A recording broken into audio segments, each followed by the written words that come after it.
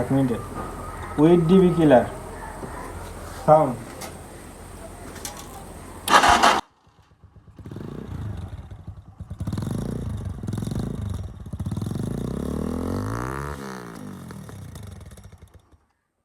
এবার আপনাদেরকে ডিবি কিলার ফুলে সাউন্ড শোনাবো। হ্যাঁ,